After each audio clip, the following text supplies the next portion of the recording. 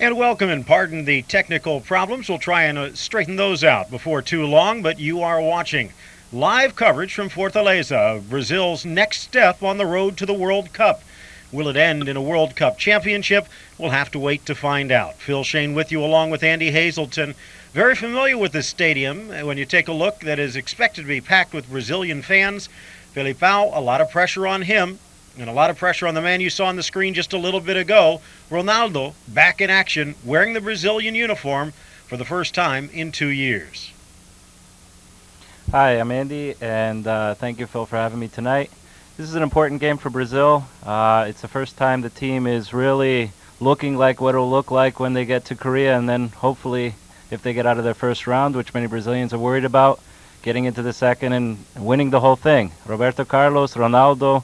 This team believes they can win. They believe they've had a lot of steps and a lot of problems, but they think that they have the tradition, they have the skill, certainly, to win the whole thing. So send it back to Phil. Here's the starting lineups. Take a look. Marcos in goal for Brazil. Cafu, Lucio, and Anderson Polga, who has been a revelation, helping out as well. Junior, Roberto Carlos, wrapping out the defense. Emerson, Gilberto Silva in the defensive half of the midfield. Ronaldinho. What a pairing up front with Adilson. That is Felipao's favorite forward. Jevric in goal for Yugoslavia. Mirkovic, Dimitrovic, Jokanovic. Also in the defense, Krstajic, Lekatic, Djordjevic in the midfield. Mijatovic, Milosevic, Yugoslavia's all-time leading scorer up front, along with the young Kesman and Mihailovic. Dejan Savicevic, very famous for his participation wearing the Yugoslav colors, but he will be on the sideline coaching. Still the interim tag hanging over his head. But this a little bit of history tonight, Andy, and the fact that the very last game that this team will be wearing the Yugoslavian colors. Serbia and Montenegro forming their own state, erasing the history of Yugoslavia, and the very last time, in fact, they even told their equipment manufacturer to stop making jerseys with Yugoslavia on them. Well, Yugoslavia is an interesting team. They're known as the Brazil of Europe because of their talent, because of their free-flowing play. And they've met with Brazil 18 times. Brazil's had the best of the series. They've won 9. They've lost 2, and they've drawn 7 matches. As you can see in Fortaleza, it's been raining all day. They're worried about the field being wet, but they've been taking good care of this field. The stadium is actually being re-inaugurated. It's been totally refurbished, new field, and Brazilians, especially the Cearenses, as they're known in Fortaleza, are excited about watching this match. Epifanio Gonzalez, the Paraguayan, will be the man in the middle, blowing the whistle, and he is just about ready to get this game underway. And Brazil, wearing their familiar yellow tops and blue shorts, moving from the right to the left, and wearing the blue and white, defending the goal to the left, Yugoslavia. Again, the starting lineups, a very key performance on the outside, Cafu and Roberto Carlos. This pretty much could be the lineup that Felipao goes with when they take the field in the World Cup in Japan and Korea. There are still a few people left to be decided upon to fill out the roster. Figo Rivaldo will be out there, but a lot of these players that are on the field, this is one of their first true tests to try and get the chemistry going. Yeah, there's basically 2 issues here. Rivaldo will be on the field in Japan and Korea, so somebody will have to make way for him. And the other big issue today is the fact that they're starting off with a 3-5-2. Brazil traditionally using a 4-4-2 formation, and they're bending towards more European style of play, possibly with the 3-5-2. The foul called, whistle blown against Jokanovic, and Brazil gets the restart. Out to Cafu on the right side. Drops it back. One of the heroes of the 6-1 victory against Iceland in Brazil's last international, Anderson Polga, getting the touch. Down the line, giving chase Roberto Carlos, touching it back to the middle. Djordjevic gets the ball back, and Roberto Carlos putting a lot of pressure on the offensive side. One of the reasons that Felipao wants to go with the 3-5-2 is because of what we just saw on the field there. Roberto Carlos coming up has allowed much more of an offensive position, as well as Cafu on the right. So you're going to see Roberto Carlos and Cafu up and down those wings, and they have less defensive responsibilities. This is a relatively big change in the Brazilian style. Normally you're used to the 4-4-2 with the 2 wing backs basically playing more wings than back. which gives a lot more pressure on the defense to one, maybe two of the midfielders. But they're still going with those two somewhat defensive midfielders out there today. And as you mentioned, perhaps a little bit less defense from Roberto Carlos and Cafu, but still, they have been unable to get a lot of offense from the forwards with this more attacking formation, but they have been getting goals from the midfield. So will it be good enough for the World Cup? We'll have to find out, but against Yugoslavia, being put to the test against perhaps its toughest opposition yet. Far side cross, Yugoslavia pushing forward, looking for it, Ilic.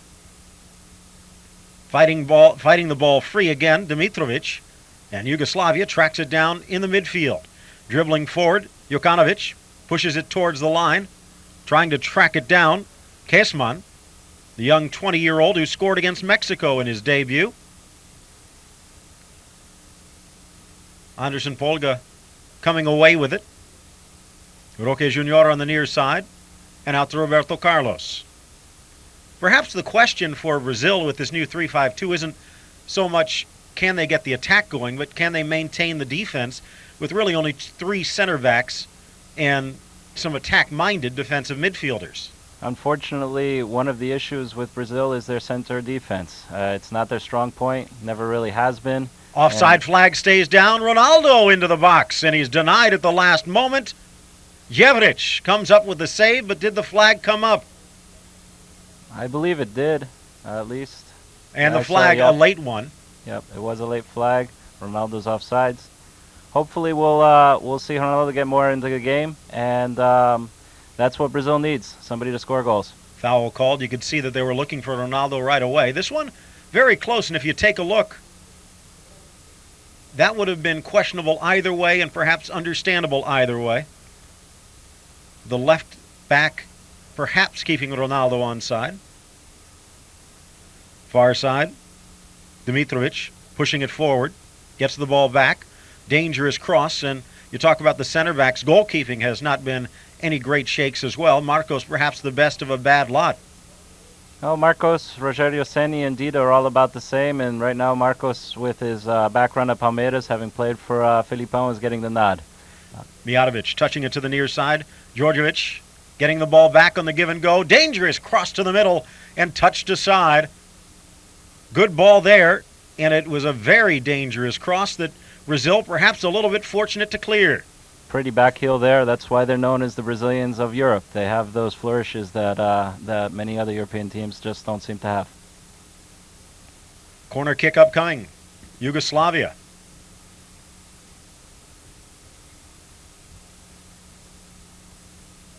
This will be an in-swinger towards Marcos' net.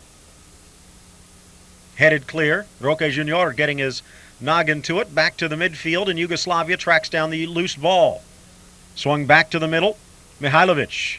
Dangerous area. Anderson Polga coming down, and to the outside, here comes Brazil. Gilberto Silva.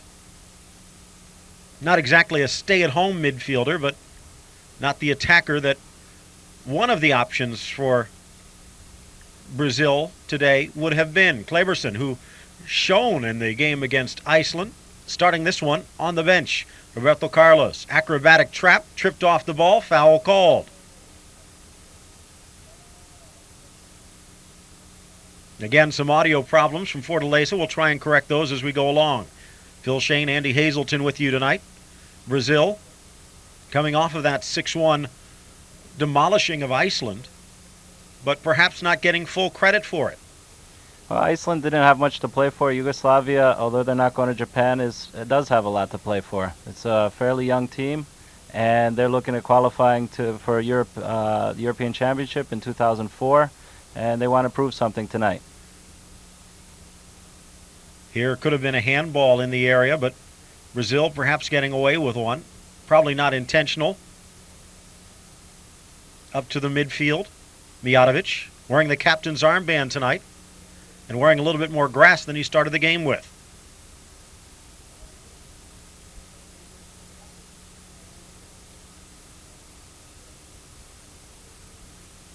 Roberto Carlos dropping back, intercepting that pass. Pushing it forward. Emerson. Edgilson. Trying to dribble his way single-handedly through. And Gilson had Ronaldinho Gaúcho on his side there. I think this game really needs to see more of Ronaldinho Gaúcho. He has to show more to Filipão to make sure that he stays on this field. Take a look at, and it does look as though the arm was moving away, so perhaps Yugoslavia did get a golden opportunity for an early goal ripped away from them. A lot easier to see when you have instant replay. 8th minute, still no score. Brazil against Yugoslavia. Final game in the history of Yugoslavia. Very first game way back in 1920. Taking on the Czechs in the Olympics. Lost that one 7-0. I'm sure Savicevic hoping that will not be the case in their last game. Hoping for a better closing on the bookend. Ronaldo. A lot of comments. Perhaps a little intrigue as to whether he would start tonight. Looks like Ronaldinho Gaúcho got a little shove there on the back of his head. Like I said before, Ronaldinho Gaúcho has to show more in this game. He has to prove that he belongs on this team. He was very instrumental in many of the games in the qualifiers, but with his problems with Paris Saint-Germain, his contract issues, at the end he wasn't on this club, and now he's making his return to the club. And one of the reasons Felipão likes him is that he can play both forward and midfield, but he's really got to prove a lot tonight. Agilson, the number 11, perhaps the most steady caller when it comes to Scolari. And he responds almost every game he's called upon. He manages to find the goal. Tricky little back heel from Roberto Carlos, and here's Ronaldinho. Brings the ball back nicely, but Yugoslavia ready for it. There's a handball by Yugoslavia. Mijatovic comes away with it, however. Touched aside at the last moment, and it'll be a throw-in for the Yugos. Most likely Rivaldo will be playing in Ronaldinho Gaúcho's place right when we get to Japan. But right now, there's still a fight to see who's going to make this team. And if the places where Brazil is really focused is in those midfield and forward spots. Again, another throw-in. They'll move up about 20 yards, and Djordjevic, the midfielder from Olympiacos, will take it. Was it a foul or no? Yes, the answer. Move up. Milosevic drawing the attention. Got the assist on Kesman's goal against Mexico in Yugoslavia's last international. Then promptly scored 6 minutes later, the game winner. Jokanovic drawing some attention from Ronaldinho. Sloppy pass from Djordjevic, but Yugoslavia holds on. Nice try by Ilic, forcing it forward. Cleared aside, near side by Roque Jr. Roberto Carlos touches.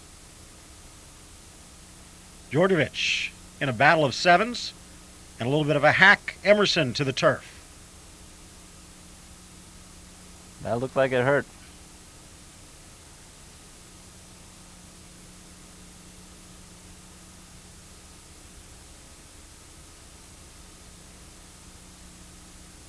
Emerson trying to get someone moving around him. Yugoslavia content to drop back. One of the first touches in play from Ronaldo to Ronaldinho. Ronaldo dribbles through, loses the ball, but won promptly back by Brazil. Roberto Carlos into the area. Emerson pushing forward. Ball knocked back to Anderson Polga. And it's touched aside.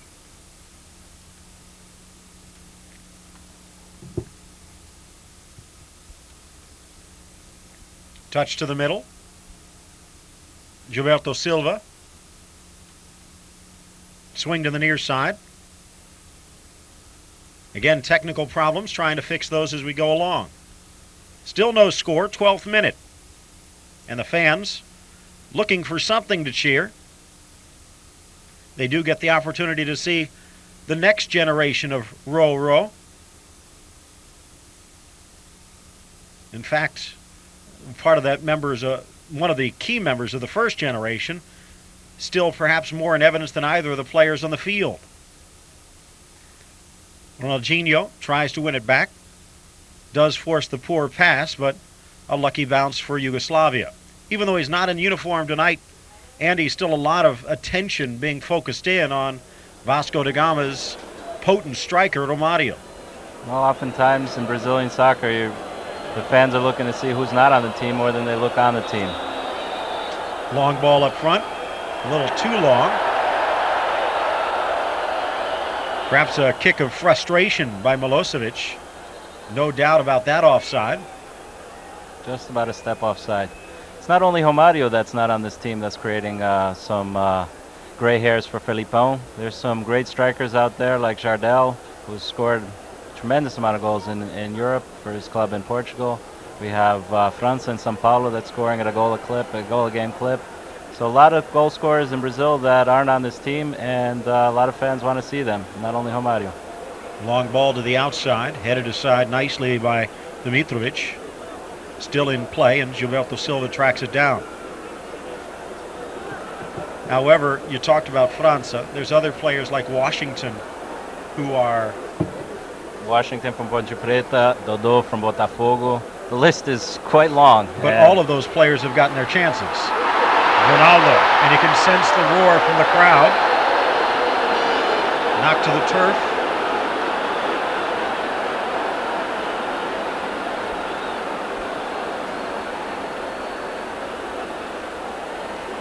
Ronaldinho as Brazil holds on.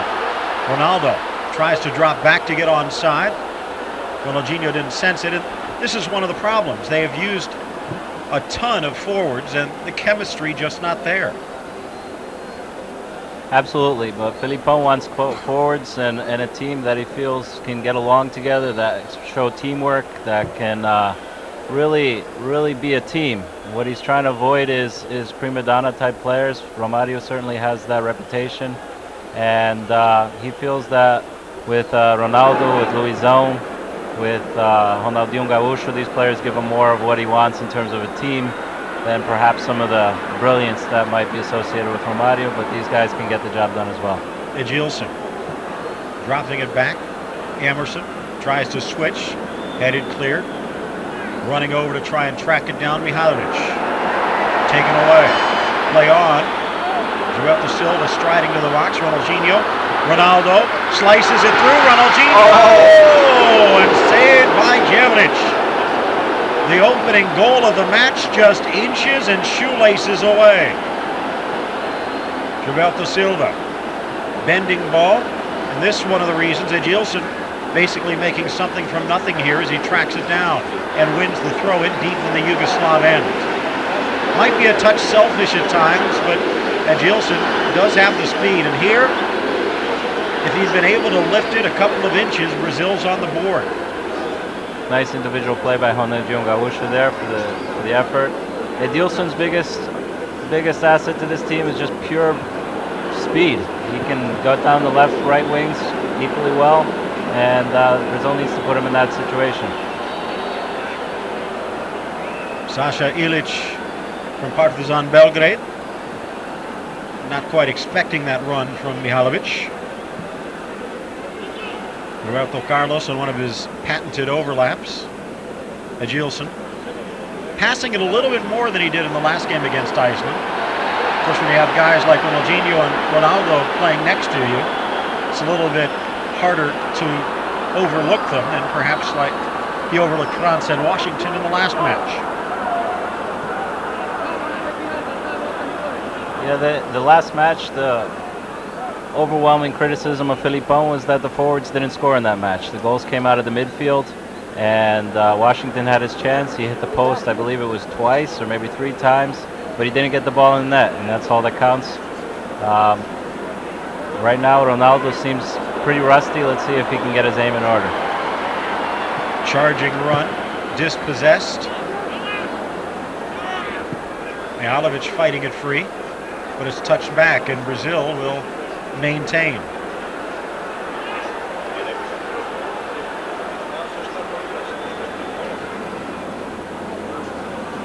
Ronaldo tries to force it through again. This one knocked aside.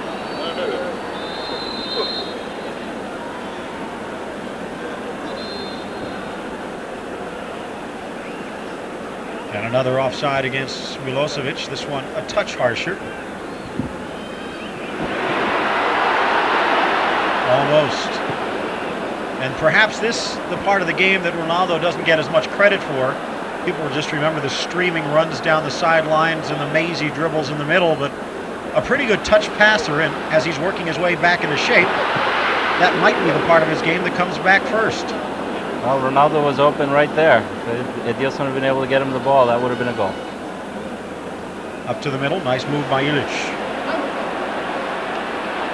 And Brazil just has a little too much speed for Yugoslavia.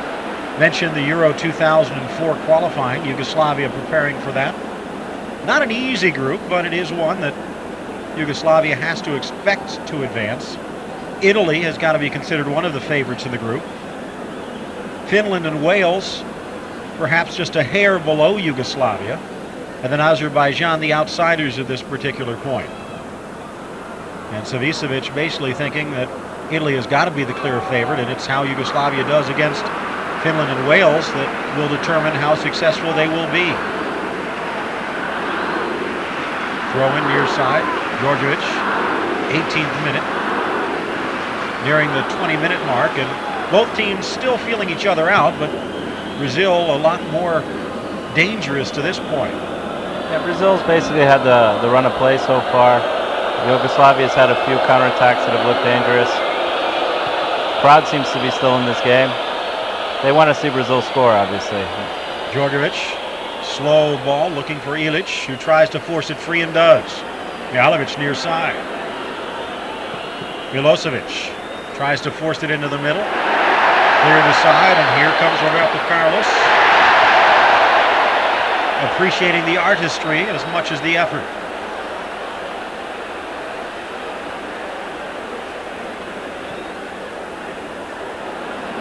Pushing forward into the attack. Emerson. Ronaldo with the give and go, but the alley was shut down quickly and nicely by Krstajic, the Werder Bremen defender. Brazil's working a lot in the midfield, trying to get the ball through the middle. I haven't really seen any dangerous wing runs yet. I think Brazil really needs to look to those flanks, especially with Roberto Carlos in the game. You wonder how much Roberto Carlos and Cafu are used to playing in a 3-5-2. The rule's a little bit different, a little bit less space when you get the ball. Ronaldo going for the nutmeg, denied, but the loose ball finds Roberto Carlos. Emerson, back to Roberto Carlos. Real Madrid back, could be on his way after a successful career in Spain.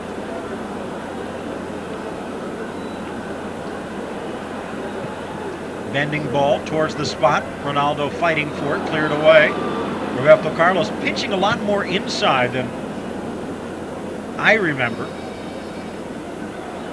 Maybe as he has less room and less responsibilities in the back, gives him a chance to try and do a few more things up front. There was a large call in Brazil to go to this formation, especially since the majority of players play in Europe. Most of the European clubs favor the 3-5-2, but it is new for the guys in yellow basically to play this formation. So it's going to take getting used to. They have another 5 games before they have to go to Korea, and one of the objectives of this game is to really work on this formation and get players in used to their roles. 21st minute. Both teams have had a chance to score. Yugoslavia on a perhaps mistaken non-call as the ball appeared to hit one of the Brazilian defenders in the arm in the box, and then Ronaldinho Gaúcho just inches away from lifting it over Djordjevic in the Yugoslav goal. And another Brazilian foray denied. Sloppy touch that time in the back by Cashman, and it's dispossessed. Lucio. Roberto Carlos again on the inside to Ronaldo.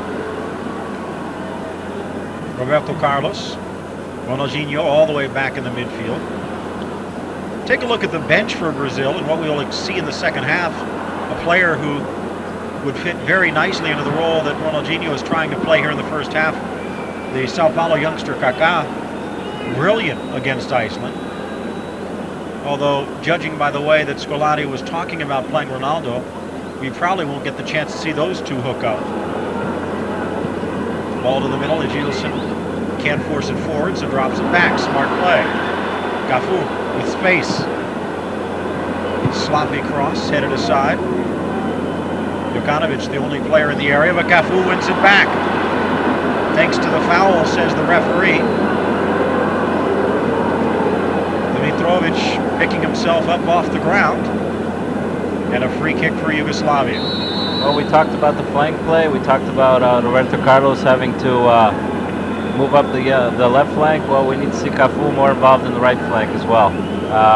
That's basically the first time he's made a foray up the wing, and Brazil needs to see more of that. Ball to the near side. Mirkovic pushing it forward. Ronaldo taking a little breather. A lot of controversy around Ronaldo and his call-up for this game, as the fans not happy that Brazil has not done anything yet on the scoreboard, but this could be the chance. Roque Jr. pushing it into the middle, touched back down the line. Roberto Carlos tries to lift it around the defender, but solid play that time by Mirkovic. The Fenerbahce back wins it nicely, and here comes Yugoslavia. Seems to me one of the issues might be the rain that's been going on in Fortaleza all day today. The field seems a little heavy. And the crowd's probably grumpy. Yeah, maybe. The field seems a little heavy. It looks like the ball's moving a little slower than they want it to. A little choppy as well. Yugoslavia has not quite found the rhythm yet. Past the midway point of the first half.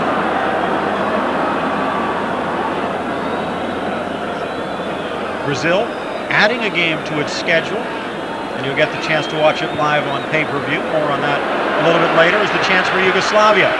Cross to the middle, deflected. Milosevic steps over, a little clumsy in the dribble, as whatever chance Yugoslavia had just went down the drain. Milosevic should have never been left alone there with three central defenders as well as the two defensive midfielders. That's a mistake that Brazil has to correct. Djordjevic dropping back on defense as Emerson has it for Brazil. Brazil in the yellow and blue. Yugoslavia in the blue and the white. And Edilson with the ball. Cafu calls. Late cross. Cafu gets there at the end line. Cleared away. Again, Mirkovic, the man on the spot for Yugoslavia, playing a solid right back tonight. Advantage played. Roberto Carlos. Ronaldo open in the middle. Ronaldinho, that is.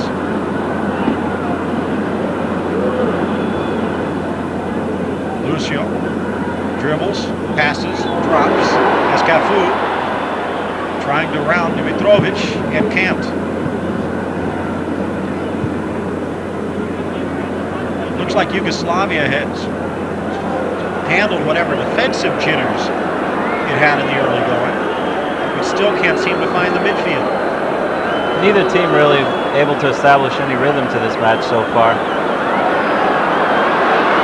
And here's the rhythm for Ronaldo, single-handedly. Well, maybe that's what Ronaldo needs to do right now. Just get the ball, dribble through many, and score. One of the controversies with the forwards in Brazil not only is between Romario, it's with Ronaldo being on this field. He hasn't played much lately. Was supposed to play about 3 days ago for his club team, but Brazil said they wanted him, and that did not make Inter Milan that happy. Sent him over early and just said, hey, if you want him, you got him. Well, he's on the field now, so he's got a... Header, second try. Edilson just over the bar. Smart play. Lucio sending it into the middle, and Edilson trying to deflect it. Edilson trying to deflect and going over over the bar. Figure the shortest guy on the field would not get the open header, but he did at the 6. People talk about Ronaldo thinking this is his last shot to prove it, and perhaps due to the injuries, if he gets injured again, that might be the case, but he's still only 25. He could have 2 more World Cups in his career if he can stay healthy. Absolutely, absolutely, and well, if you think of that fact that he hasn't really played in 2 years, he's really only 23, I guess, right? In horse years. Jevrich, the test keeper, back to midfield. Emerson. What's going through Scolotti's mind right now? I can't.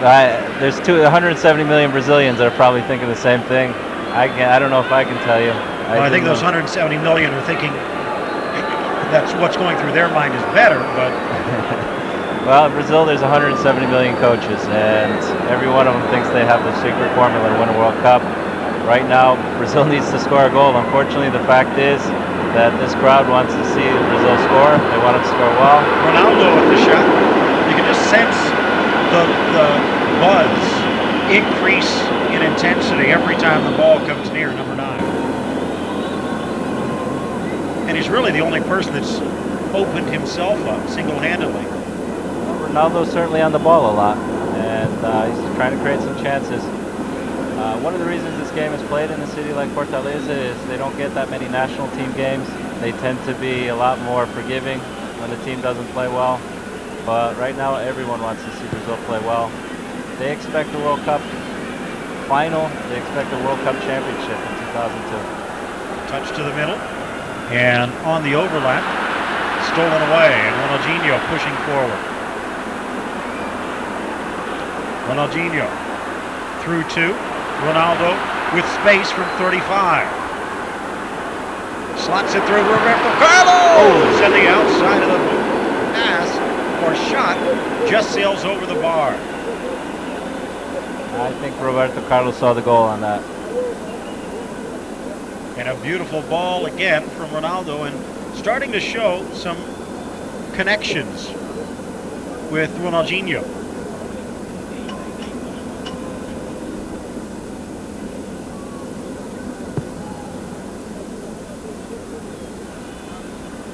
Nearing the half-hour mark.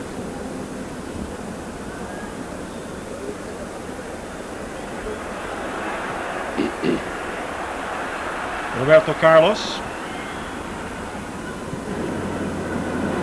Long ball up front for Gilson, deflected and just over the crossbar.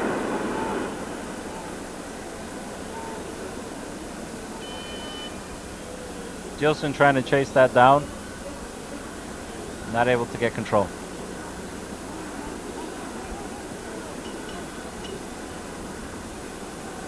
And that didn't miss by much. Corner kick for Brazil, near side. Short, Ronaldinho. Leaves Illich in his wake, outside of the boot cross. Deflected away. And a little bit of a push. Lucio whistled.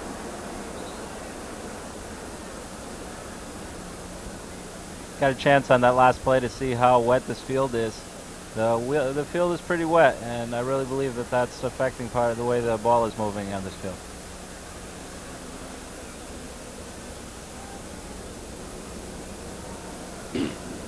Jevrich taking his time.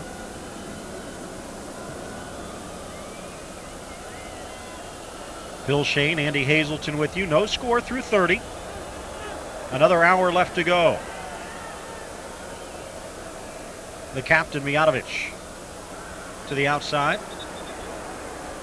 A little bit too tight from Cafu. As Krstajic draws the foul.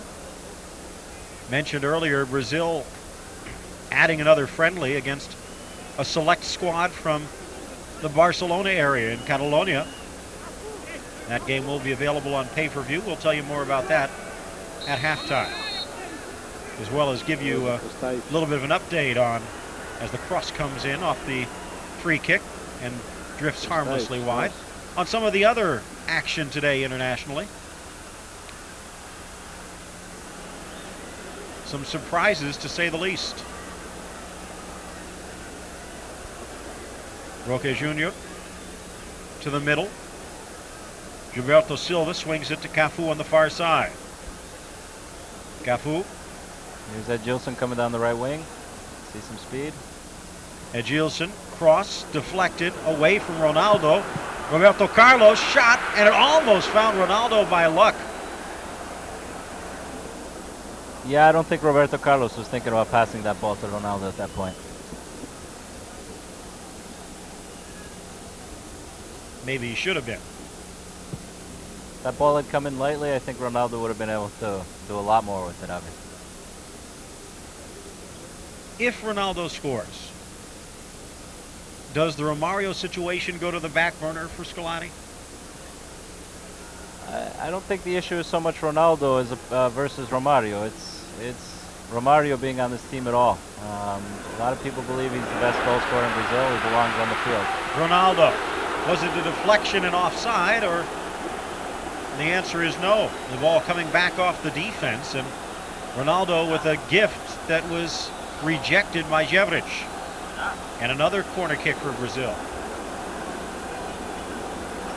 Linesman ruling the ball came in off the boot of Gershevich, and a chance on the near side for Brazil. Over everyone and bounds out of play, and Yugoslavia a chance to get their wits about them. Just yesterday, and again perhaps playing a few games with the press, Scolari saying he wasn't sure that Ronaldo would play at all today. And then earlier today saying he wasn't sure if he would play Ronaldo and Ronaldinho at the same time. But when you take a look at the starting lineup today, that's where both of them were, and they have teamed up a couple of times for some near chances.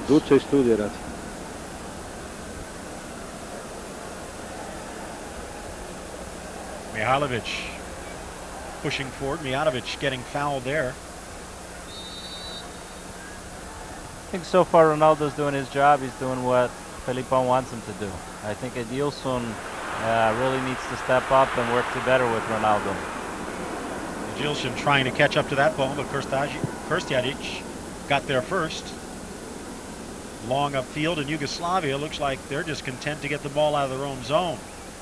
Savicevic probably isn't so content on the near side. The interim coach for Yugoslavia trying few new faces in the second half.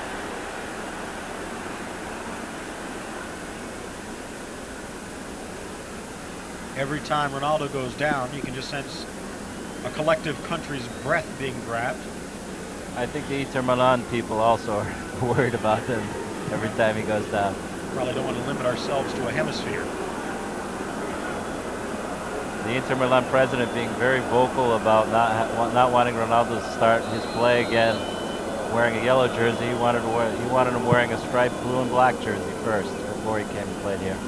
In fact, Hector Cooper, the coach for Inter, electing not to dress Ronaldo for a 3-1 win against Roma. Turned out they didn't need him. But that was supposed to be his return.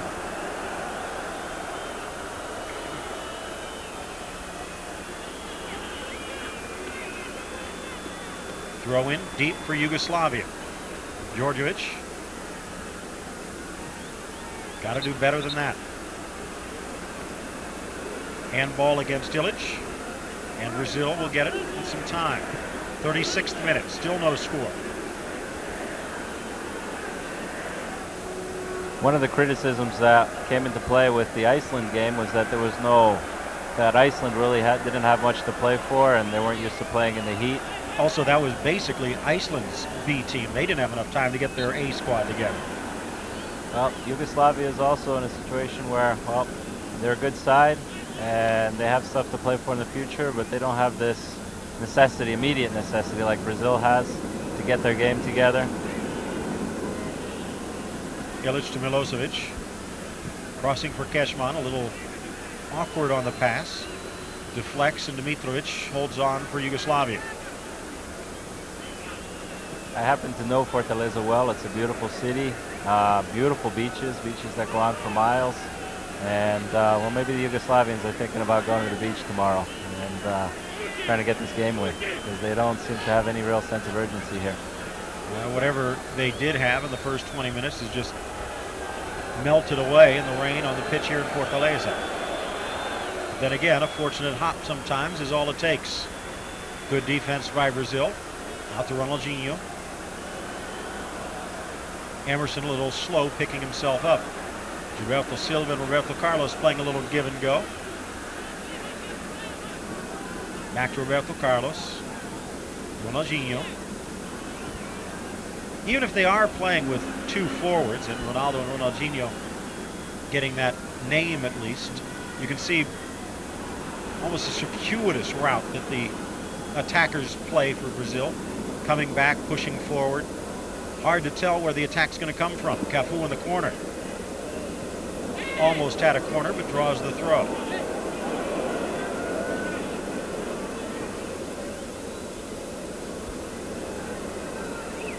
Lucio.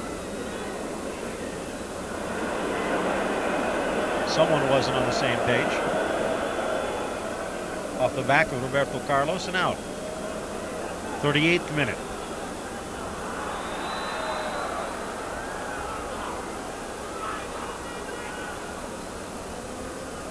One of the reasons Edilson was chosen to pair with Ronaldo was because they figured that Ronaldo would have a little bit of rust, but that Edilson would be able to make up for it and do a lot of runs off and work well with Ronaldo. We haven't seen that yet. Part of the problem is Edilson tends to start his runs from outside. Ronaldo's quick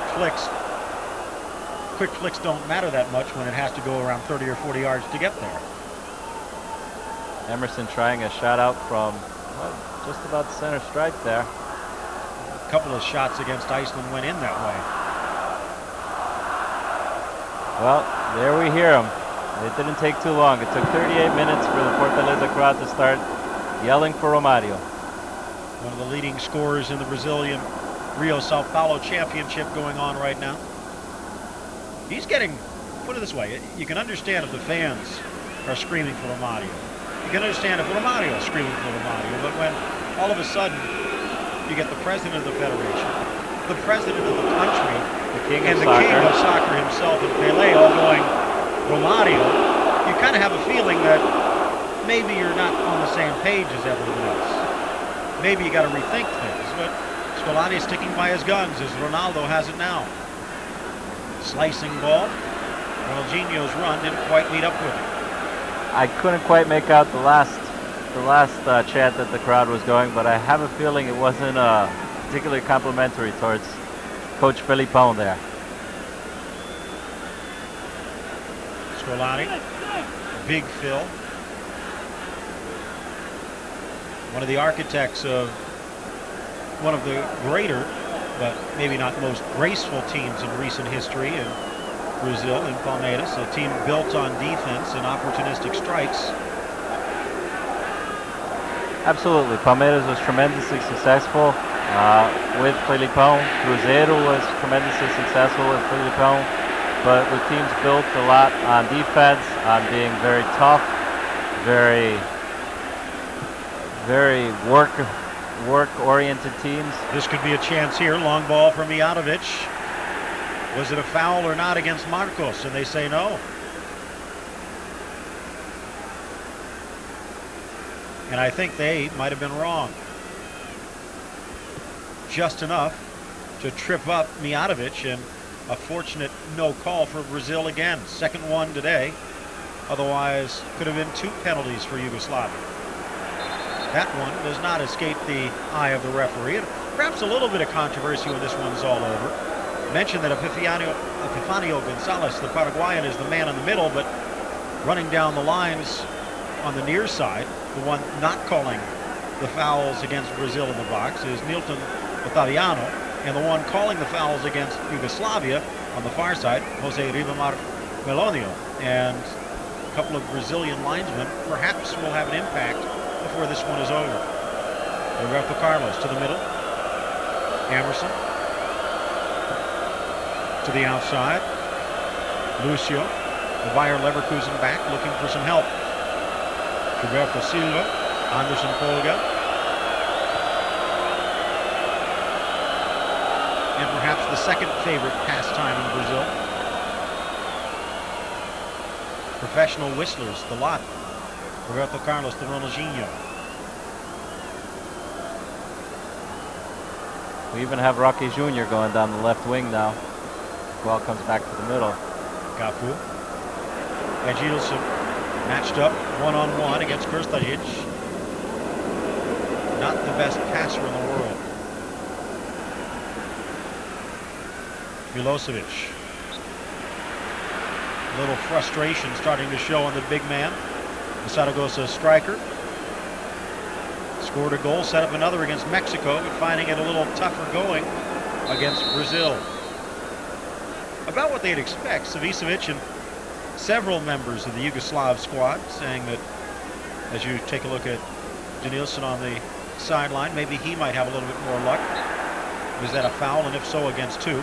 And is it obstruction or a real foul against Roque Junior? And is that even a yellow? I believe that They're was calling it Roque a Junior. And they do show the yellow card. Yeah. Could have been obstruction, but then he just leaned in at the last moment.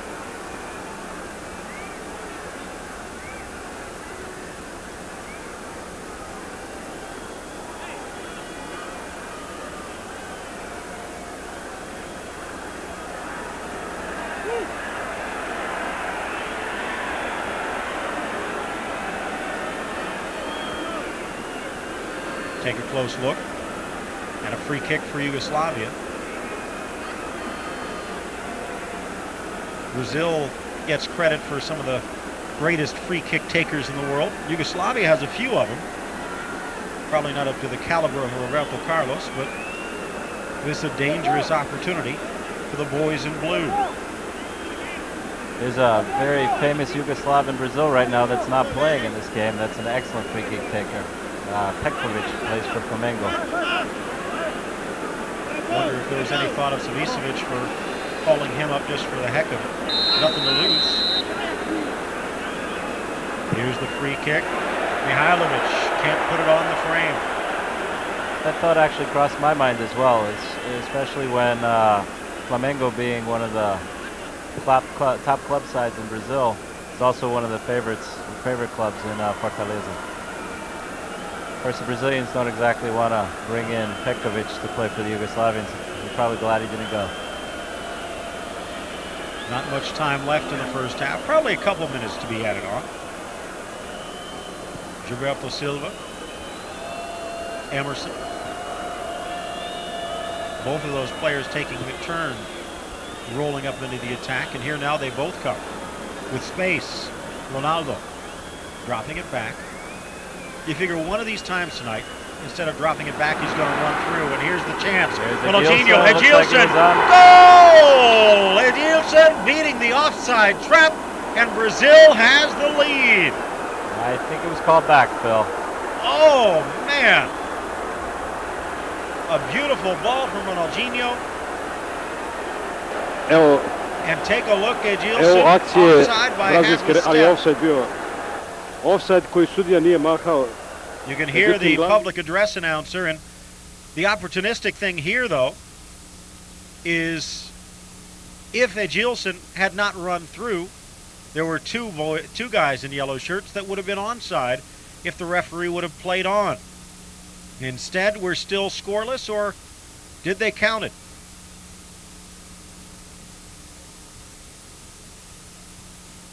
Take a close look, and actually, defender on the near side looks like he might have been on. Ronaldo, a smile on his face. The first half winding to a close. Brazil and Yugoslavia. A very solid performance from Brazil in the first half. A touch of flash as well. And perhaps reason to smile for Scolari at the break. I hate to disagree with you, Phil, but I think there's a lot of people that are mad at Filippo right now, and I don't think... but again, not so much what the fans are thinking, right. but no, is this enough, the way you would expect? You got to feel happy the way that they closed the first half, at least if you are Scolari. We'll take a look at the bright points. I think Ronaldo has shown that he can still play, that he's out there, he's winning balls, and he's creating chances. A number of other players have shown some nice flashes. I think Roberto Carlos played fairly well in the first half. Ronaldinho Gaúcho had a few moments. Defense was well, we'll call him steady if not spectacular. Interesting enough is the defense that the trio of Lucio, Hockey Jr. and Edilson, actually I'm sorry, not Edilson, Anderson Polga, that will be probably the three that will be starters in Japan and Korea. And then when you take a look at Yugoslavia, a team that had a couple of chances, maybe an unfortunate break or two, not getting the calls from the officials, but didn't really appear to be in this game mentally for the most part. Defensively, yes, but on the midfield, a little sporadic. Absolutely, they had a few nice moments, and then from there they just basically came back into the defense and took what Brazil gave them. And so far, with the 0-0 tie, they've done well.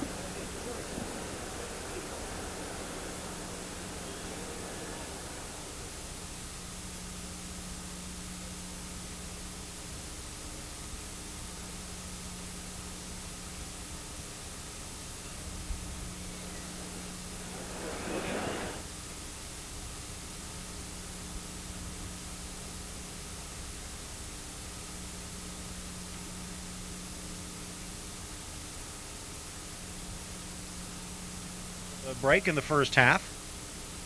Brazil adding another friendly as they will take on Catalonia, the select squad from the eastern region of Spain near Barcelona.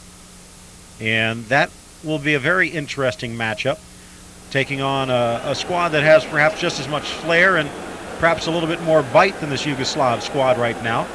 Kickoff time to be announced, but again live on pay-per-view, so check your local listings for details. But Saturday, May 18th, also a game against Malaysia added to the schedule earlier today.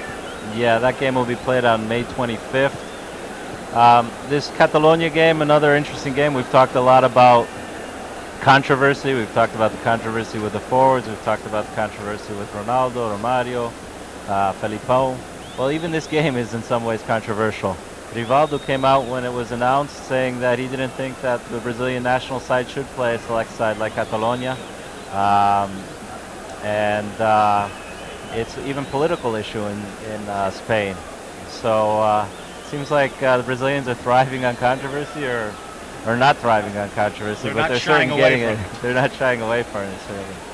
Take a look at the way things go in the World Cup and, of course, what happened today, one of the busier international friendly days. And for all of you who plan on watching the U.S.-Germany game and have, I guess, actively gone about not finding out what the score is, we will not disappoint you. We will give you enough warning to mention that for those who don't particularly care and just want to find out what happened. But first, England taking on Italy, and a little bit of a controversial game and the way things ended. Robbie Fowler scoring for England, Montella scoring in the 67th for Italy, appearing to go into the books as a 1-1 tie.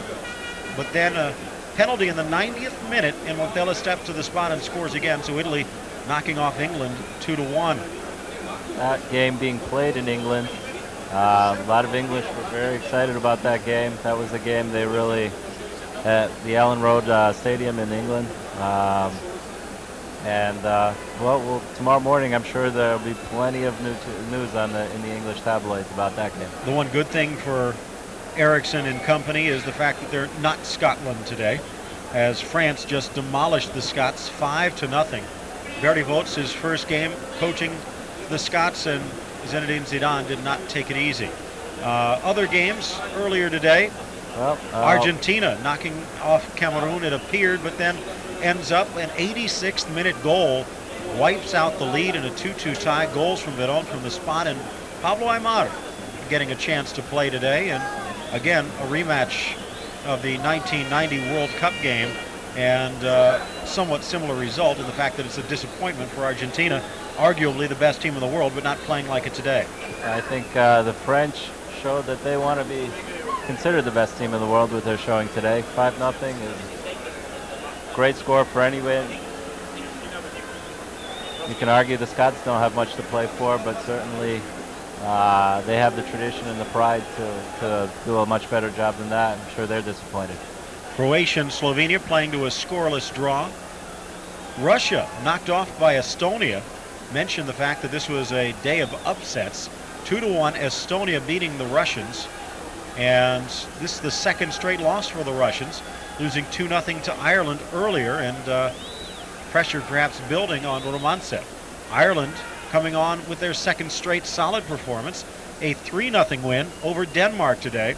Robbie Kane, there was some pressure on him. Some word that he might not be long for the Ireland team unless he, I guess, picks up the pace and the intensity a little bit. But he scores today along with Ian Hart and Clinton Morrison. So a strong performance from Ireland. As well, Holland knocking off Spain, another one of the World Cup hopefuls, if not favorites. Spain going down to defeat against a team that did not even qualify in Holland by a score of 1-0. De Boer scoring in the 32nd minute. Japan, one of the bigger upsets. A lot of people expect Japan to play well, be a tough foe as they host the World Cup along with Korea, but knocking off Poland today 2-0. Goals from Nakata and Takahata. And take a look also, Portugal-Finland. That might be even a bigger upset just by the size of the demolition from Finland, 4-1. Yeah, let's talk about both of those games. Both of those games being having implications with the World Cup. Japanese being hosts, and the Polish being in the same group with the United States. The United States is going to be playing against Poland, I believe, in their first matchup. Or is it Portugal? Portugal first. Portugal's first. South Korea second, and Poland third. Poland's the third matchup, correct. So, well, United States will probably be looking at that game as a must-win. And the fact that their coach, the Polish coach, said today that they had played their worst game in 2 years does not bode well for their World Cup aspirations. Japan, on the other hand, wants to do well at home. No home club, home nation, has never not advanced into the second round in World Cup action. So Japanese seem to be getting their act together at the right time. Elsewhere, Liechtenstein holding Northern Ireland to a scoreless draw. That a little bit of an upset. Romania, no upset here, but nice to see them back on top, knocking off the Ukraine today by a score of 4-1. Sweden and Switzerland, 1-1 draw there. Tunisia tying Norway 0-0. Austria 2-0 over Slovakia. Paraguay, a 1-1 draw against Nigeria. Goals from Gamara and JJ Okocha. And then Turkey tying South Korea 0-0. So that game be having implications for Brazil with Turkey.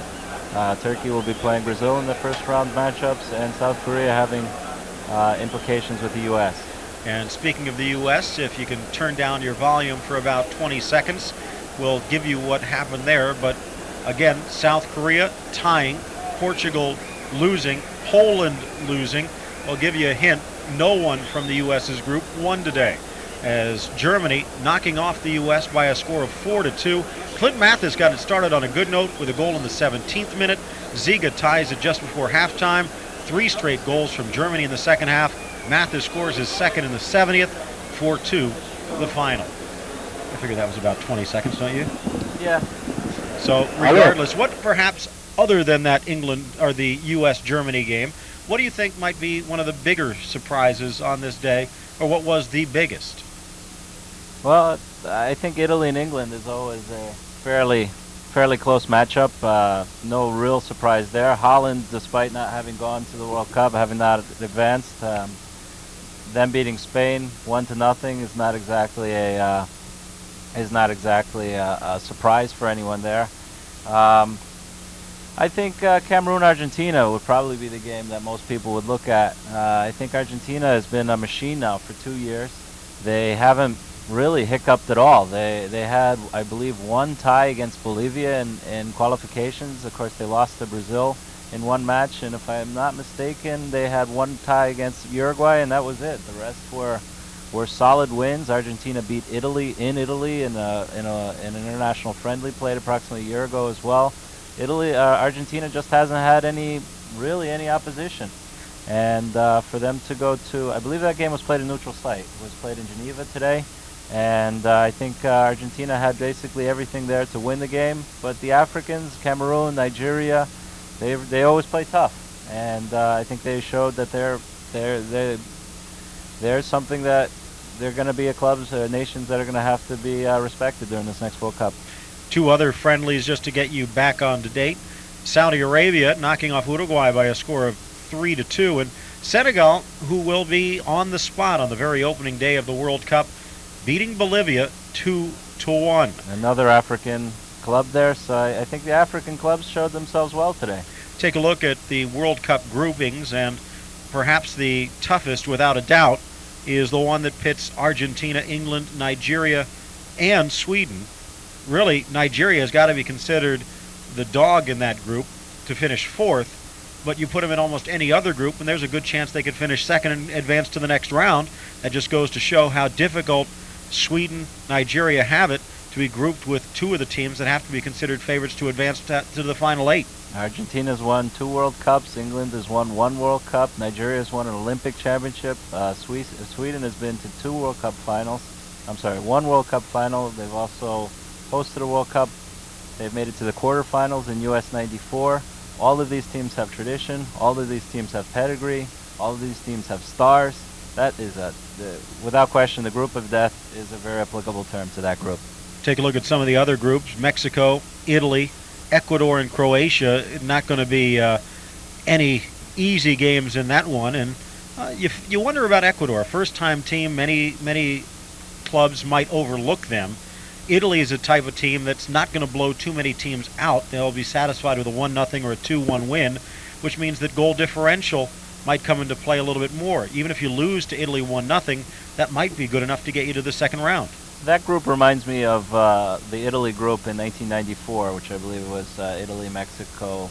I'm sorry, I can't remember the clubs, but it was basically every game was a 1-0 win.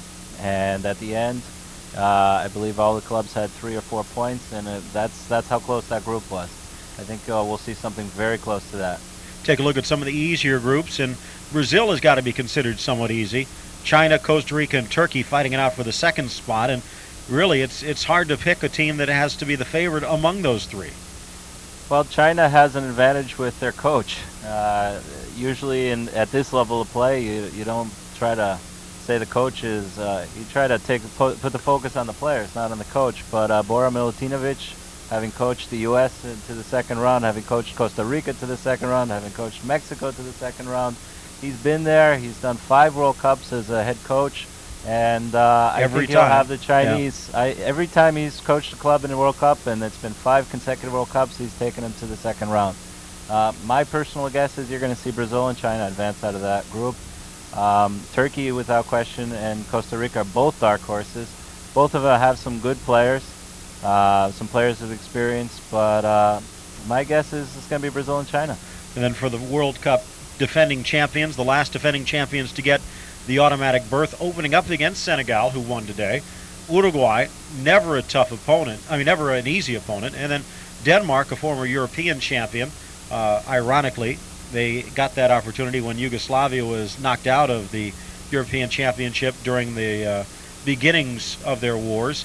But Denmark, a tough defensive team. Senegal, who knows what to expect. And Uruguay. France is going to have a few surprises, maybe more bumps than some might expect, but the way they demolished Scotland today, they might have to be considered one of the favorites to make it to the semifinals. France? France, I think, is a favorite to make it to the final. They're just again, like I spoke about Argentina, they've just been a machine. Nothing's really been able to get in their way. In that group, the fight is for second place. Uruguay and Denmark both have World Cup history, with Uruguay being a 2-time champion. Denmark having, I believe they've achieved quarterfinal status a number of times. In fact, one of the more infamous games of World Cup history was Uruguay and Denmark, in which Denmark totally slaughtered Uruguay. If I'm not mistaken, it was 6 or 7-1. Game which Uruguay had 2 or 3 red cards. If I'm not mistaken, it was the '82 World Cup in Spain. Although don't quote me on that, please. And so my guess is it'll be one of those 2 teams coming out of second place. Senegal being the first World Cup. No real tradition there. I think they'll be happy to be there. I think they may hold a few games tight, but in the end, it's going to be a fight for second place between Uruguay and Denmark. France easily wins that group. And as Brazil gets ready to step out onto the field for the second half, wrapping it up, take a look at Spain's group, Group B, Slovenia, Paraguay, and South Africa. South Africa in a little bit of turmoil of late. Not the strong team that you might have expected over the last 8 years. Slovenia, similar story. They just got demolished by Honduras recently in the Hong Kong Cup and the Carlsberg Cup in Hong Kong.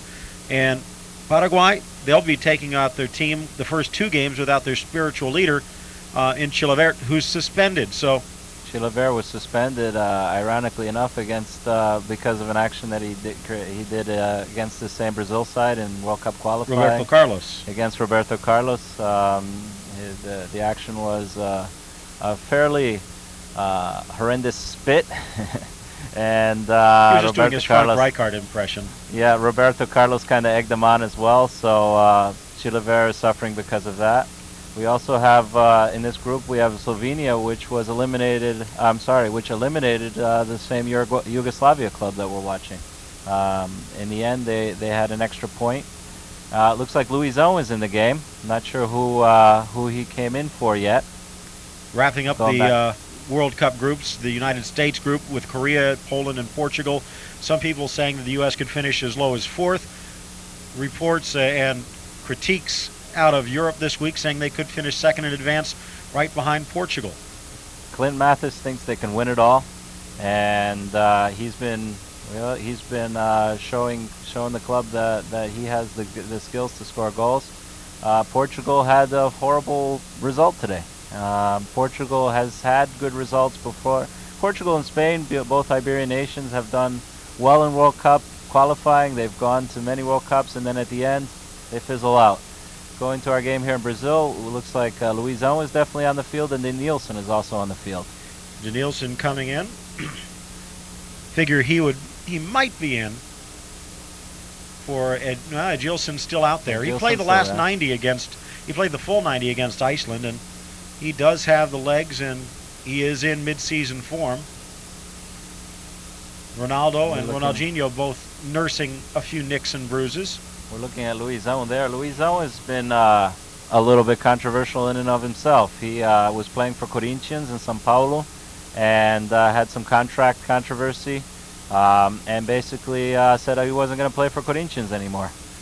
Sued for the right to regain his pass, and is signed with Grêmio from Porto Alegre in the south of Brazil.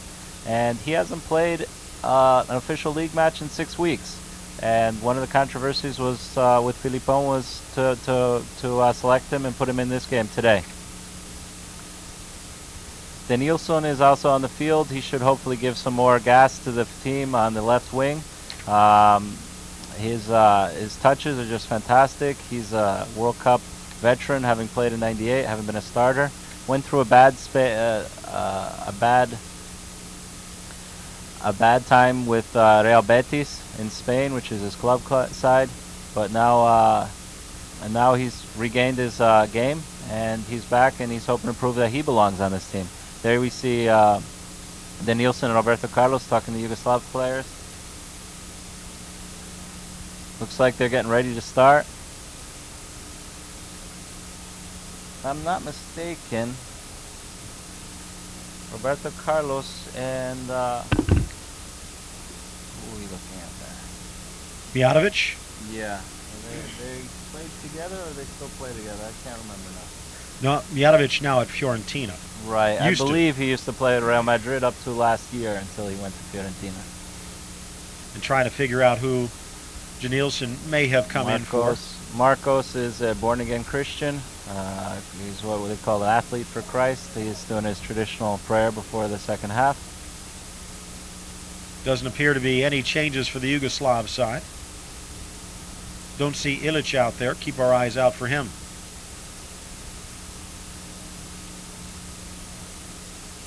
Seems like we're still having some technical difficulties here with crowd noise. Hopefully we'll be able to get that back on track. Phil Shane, Andy Hazelton with you. Brazil and Yugoslavia, a scoreless first half. Appeared as though there was a goal just prior to the halftime whistle, but Edgilson ruled to be offside. A very close call at that, but Yugoslavia a second gasp at life. Did not appear to have too many chances of their own in the first half. Here a little bit of a push, and the foul against the Yugoslav captain, Predrag Mijatovic.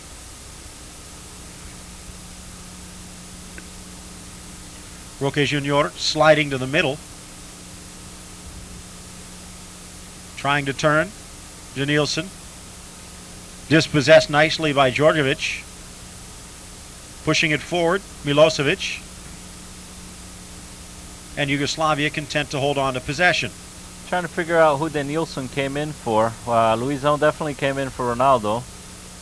All I can think of is maybe Emerson or Gilberto Silva. I believe Emerson was on the field. I believe you're probably right with Gilberto Silva. We'll try to figure that one out for you. Ronaldinho's still out there. Edgilson trying to touch it back. Yugoslavia coming away with it. Offside the call. Or was it? Good point by Kesman. I think he believed he was on his own side of the field before he started that run. But they called the offside on Milosevic first, and as you can see, he took that first step forward, playing the ball. If he would have just kept on his merry way, the flag might have stayed down. Roberto Carlos pushing up the far side. Janilson getting the ball back. Favors the left almost exclusively. And has an opening here. Back to the middle. Janilson.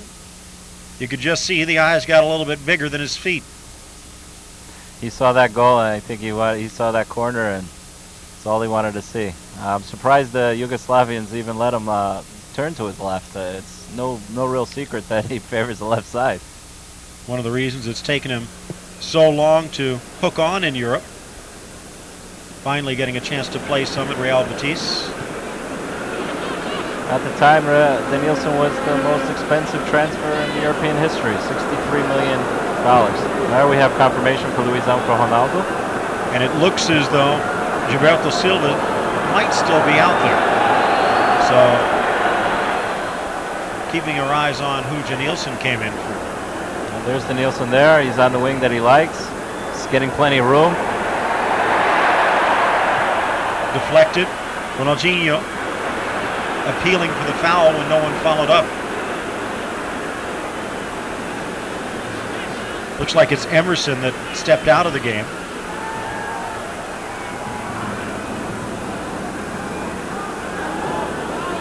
Lucio getting the benefit of the doubt, or did he? Yes, he did. Dimitrovic appealing for the foul, but not getting it. Looks like Silva still might be out there. And so is Emerson. I'm wondering if they took out Anderson Polga and are trying Roque Jr. in the middle. That's got to be a foul, and that might even be a red, but at least a yellow as Ronaldinho Gaúcho tripped up. Smart play by Mirkovic. He knew there was no way he was going to catch up, but a cynical one at that. Kind of foul that FIFA's trying to get rid of. They're in their referee meetings, orientating the referees for the next World Cup, and those are the kind of fouls they're trying to do away with. I didn't see if there was a yellow card assigned there. Looked like there was one in the referee's hand as Gonzalez was pointing to the spot where he wanted the kick to be taken, but a yellow, not a red, and a little bit of good fortune by Mirkovic as he made no effort to disguise it. Ronaldinho Gaúcho, remember his free kick goal for Paris Saint-Germain just less than a month ago. Looks like Roberto Carlos is going to take this one. Through. What a save! Jevanic couldn't have even seen that ball until it made its way through the wall. A lightning bolt. Well, at least one of the Yugoslavian players definitely came up to play today. Jevanic has had to make a few saves tonight, but none as spectacular as that. That was a trademark shot by Roberto Carlos. Low, hard, and very difficult to save. Let's see if his heartbeat has come back to normal as Ronaldinho getting set to send this corner kick into the area. Back post. Janilson kept it alive. Roberto Carlos. Luizão gets his first touch and heads it down. This could be a break. Kesman, the PSV Eindhoven midfielder, pushing it forward to Sasha Ilic. I think somewhere in that run, Ilic forgot what sport he was playing. Ronaldinho. Collides with Keshman. No call. Collides with Jokanovic. There is a call, and another yellow card against the Yugoslavs. Again, the final game for Yugoslavia under the Yugoslavian flag. Serbia and Montenegro joining forces in country and in sport after this one. Long ball as Brazil content to regroup in their own end. Surprised at all that Marcos still out there and Rogério Ceni still on the bench. Rogério Ceni was supposed to get the start against Iceland, but became ill at perhaps the worst possible time. Could very well be. We talked a lot about controversy. Well, controversy in terms of the goalkeepers really isn't that much of an issue. Both Rogério and Marcos are known to be the best two keepers in Brazil.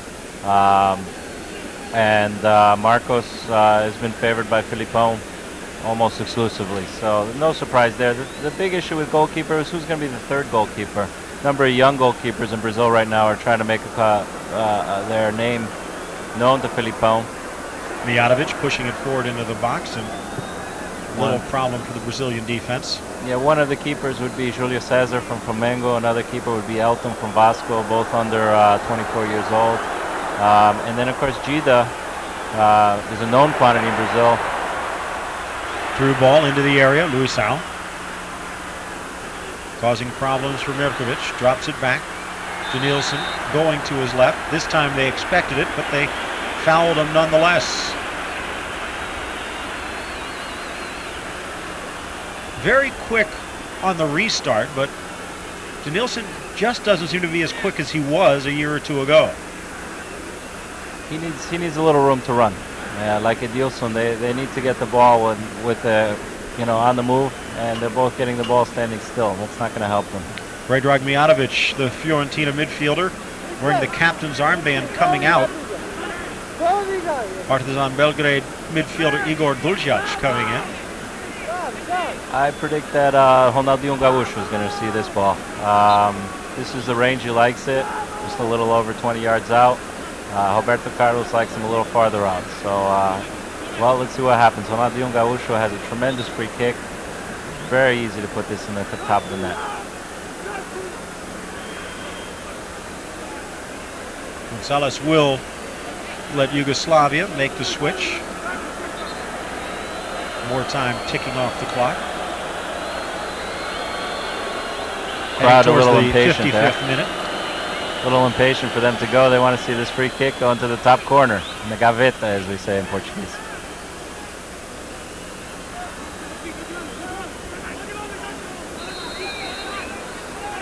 Roberto Carlos faking. Ronaldinho takes it into the top of the wall, bounds out. Cafu heading it to the near side. Cafu back on the overlap. Good stop, good cross. Ronaldinho slamming into the defense, top of the box, getting the chance, turn, shot, and knocking it aside, Jevric. He was diving towards the open side of the net on the surprising opening and had to deflect it out, almost going against the grain. Jevric saving his team again there. Well, I think Ronaldinho Gaúcho would have liked to have that back. I think he thinks he could have done better with that. Two chances wide open around the 6. And Ronaldinho Gaúcho could put neither of them on the net. A swing and a miss. On the break, Ilic trying to draw the foul. He didn't have much help. And his desire to hold on to possession, he held on to Gilberto Silva just a little too much.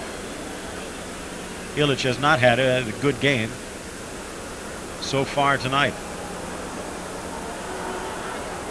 Brazilian players warming up. I think we'll see Juninho Paulista in the game today, without doubt, especially if this game doesn't start moving more in the midfield.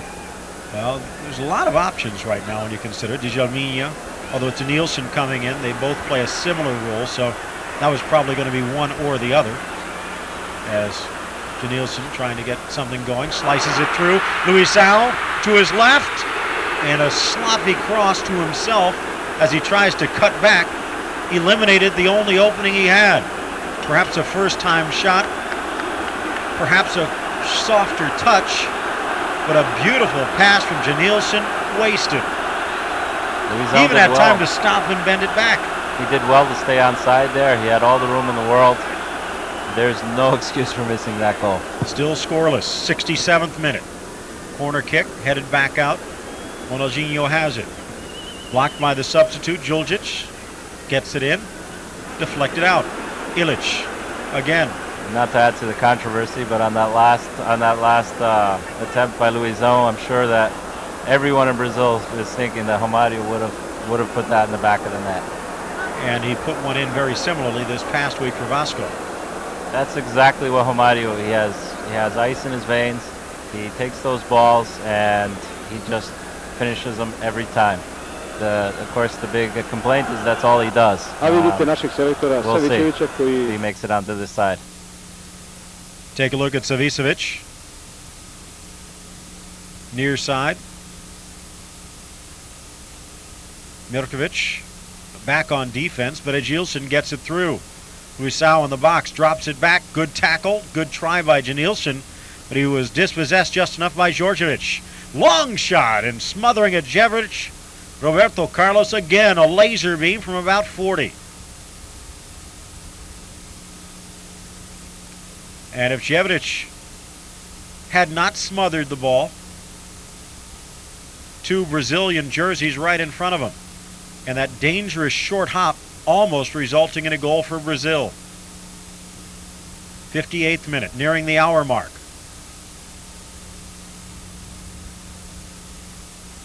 Deflected, almost passing to himself on the far side. Ilic, near side, Kesman slices it through, deflected away, a little too fancy from the hard man. It looks like Yugoslavia at least is trying to create something in the midfield now. They're going after the game a little more. Kesman, play on, says the referee. Gets it back. Soft, smart touch to the near side. Dimitrovic gets past one, slots it to the middle. Ilic, hard touch, gets the shot. And Marcos handles the easy shot, which in some ways is a good mark on his resume. He's been known to let a few easy ones go in after making a spectacular save or two. Although really, that's the first test that Marcos has had all night. Yeah, it doesn't seem like the Brazilian defense has done anything spectacular today, but they certainly had. Yugoslavia, except for really one good effort in the first half, hasn't been able to penetrate the core trio of the Brazilian defense. Edgilson, Gilberto Silva, Emerson, Janilson, little too much time on the ball.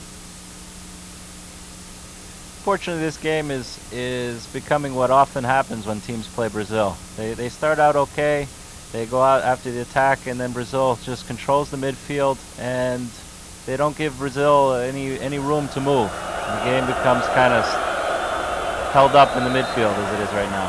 Edgilson drawing the foul. Free kick. Felipao bringing in Janilson, dropping Roberto Carlos back to his more traditional left back spot, pulling out Anderson Polga and sticking Roque Jr. in the middle. Yugoslavia has not been able to take advantage of, really considering Roberto Carlos more of an attacker, Brazil only playing with two defenders at the moment. Yeah, I would say that, and even defenders have been coming up and contributing to the attack. Anything to read in the fact that Anderson Polga was substituted? Or is this more of a test to see how Roque Jr. does in the middle by himself? I think a little bit of both. I think right now they're just looking at, Felipão is really looking at what's in front of the defense. You'd see the swarm of yellow jerseys in the stands in Fortaleza, and almost every single one of them had their arms crossed, just like Felipão on the bench. Well, we're actually past the 60-minute mark. We haven't seen a goal, and it's been raining this whole game. Ronaldinho tries to do it single-handedly. Kesman.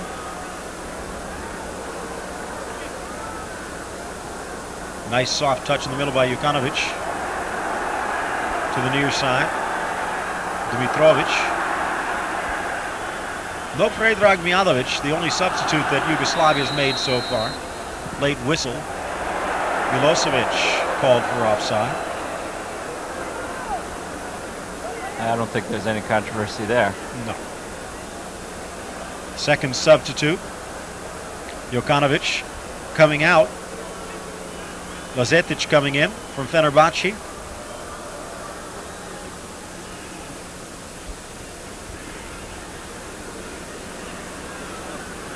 Ronaldinho and Janilson, and a hard tackle in the back.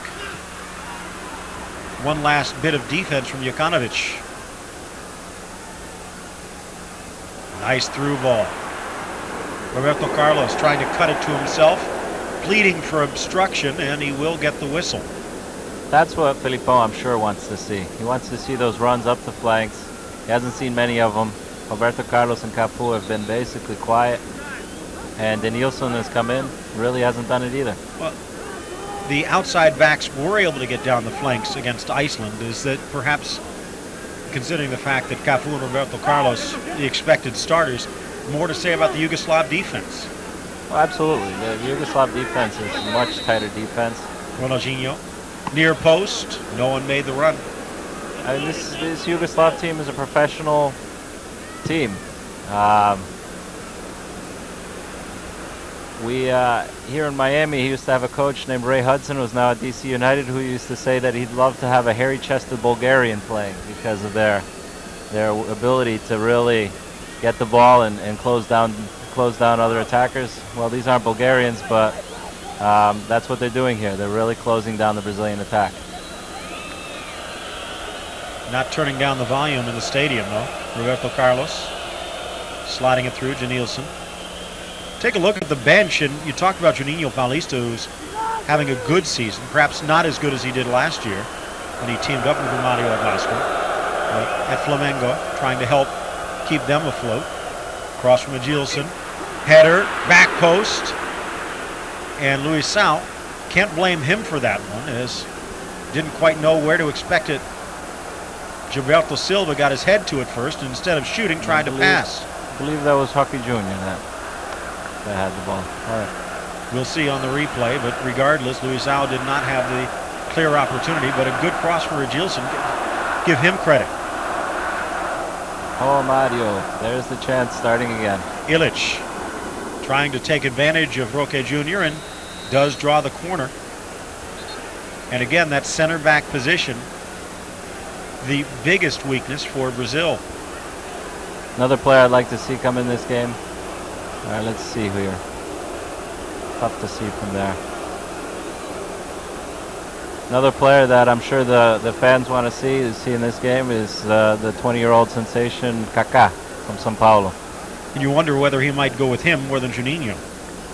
So, Juninho has the experience. Kaká just has right now, everything else. He's just playing dynamite for São Paulo. São Paulo, right now in Brazil, is considered the best team in the nation. Cross off the corner. Nothing going. Can't get it past the first man. You're not going to do much with it. Acrobatic effort to keep it in play, but all for naught as Brazil comes back the other way.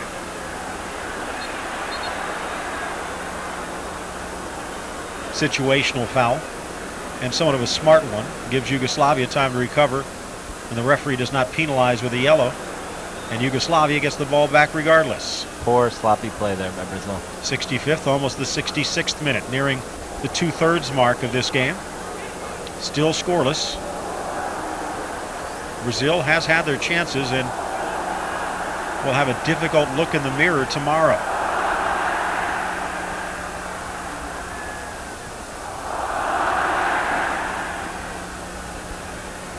This Brazilian fan is starting to turn on the club right now.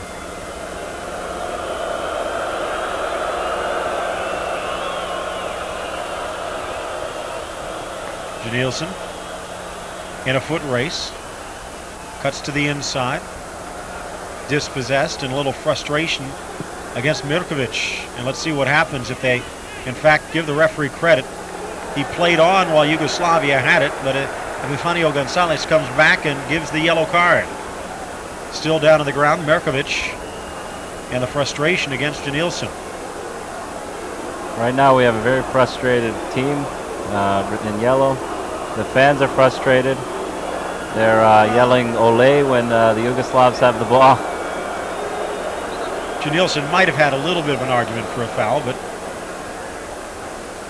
no argument for the retaliation.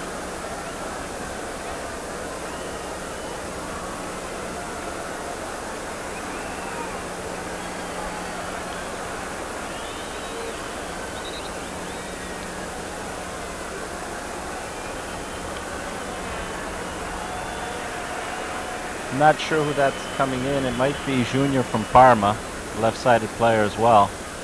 Thinking they might be pulling Roberto Carlos.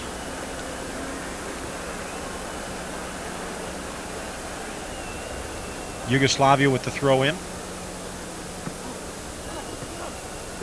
And they'll move up about 15 yards and take it again. Roberto Carlos still out there.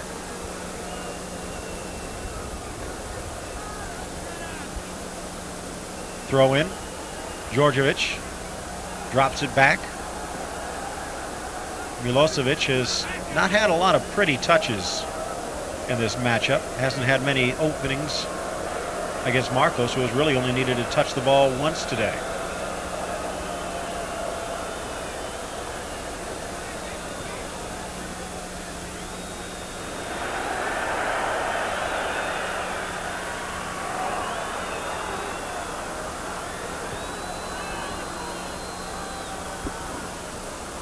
Ball into the middle, and Brazil pushing forward, getting the ball to Roque Jr. Looks like Brazil is strategically playing a different game right now. They pushed Cafu and Roberto Carlos back. My guess is Filipão has decided to see how they play with the 4-4-2 as opposed to the 3-5-2.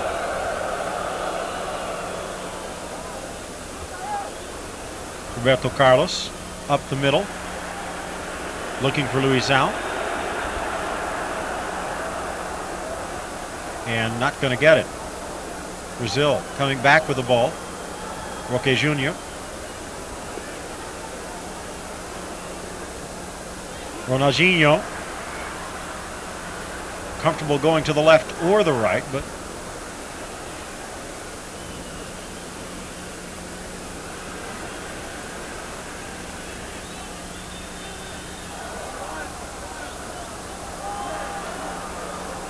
Cashman, poor pass. Roque Jr., long ball up front and a little too long. No problems for Jevic.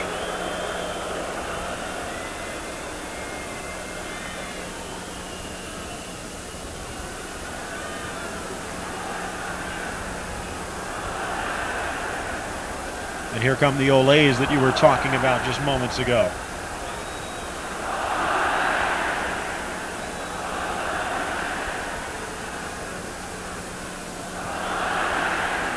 Brazil coming away with it. Ronaldinho. Edilson. Tripped up. And another foul against Dimitrovic. This Ceará crowd is very frustrated right now, and with them another 170 million Brazilians. Today in Brazil, in fact I was in Brazil all of last week, there was a certain feeling of newness that with this new side, finally most of the controversies resolved in terms of who's going to start, who's going to play, that we could look forward to the World Cup and really expect a different result. Right now this result certainly isn't making anyone happy, and nobody is really giving anybody confidence in the work that Filipão was doing or any of these players. Looks like Cleverson has entered the game. Yeah, I believe that was Cleverson coming in from Atlético Paranaense. And just prior to that, Djalminha. So it looks like Kaká and Juninho both might end this game on the bench, and Brazil still searching for its first goal. Roque Jr. coming in hard, give him credit. Breaks down that one rare foray by Yugoslavia. Cafu. Can he cut it back? You hear the Tries to crowd cross. calling for Kaká as well now. There's a goal. Snap header and a goal. Luisao, give Cafu the credit on that goal. Tried the first cross, was rejected. The second ball comes right back to the middle, and Luisao snaps it home.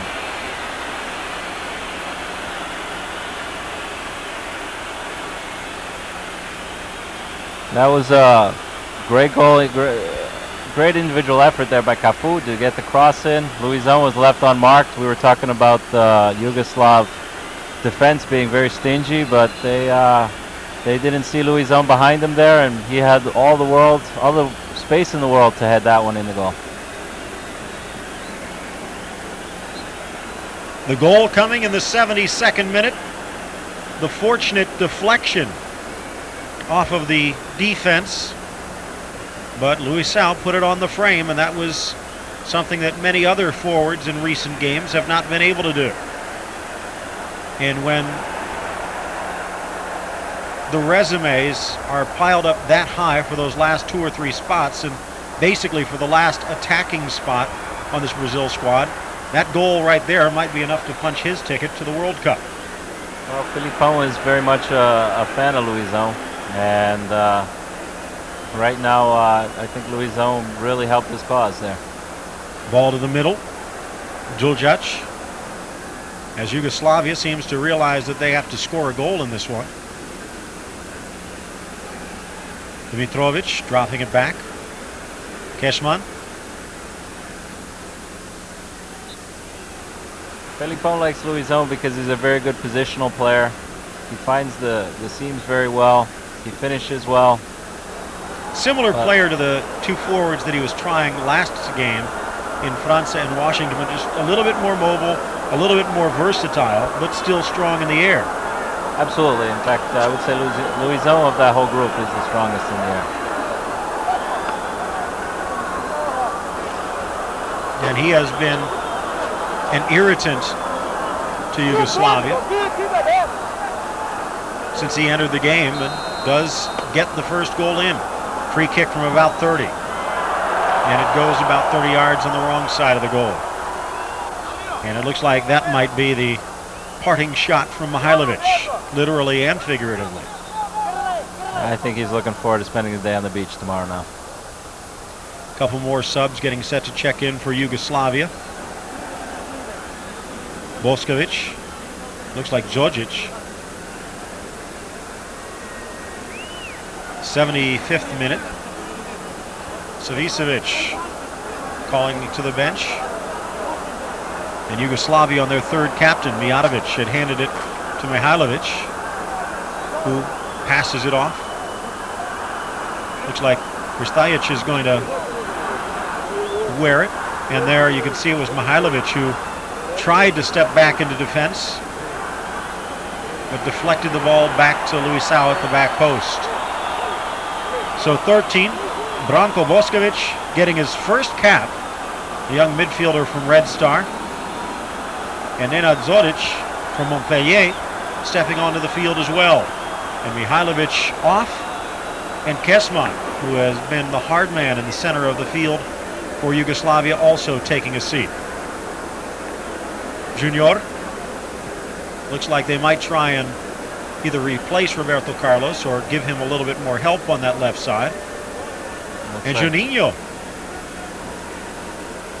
also loosening up.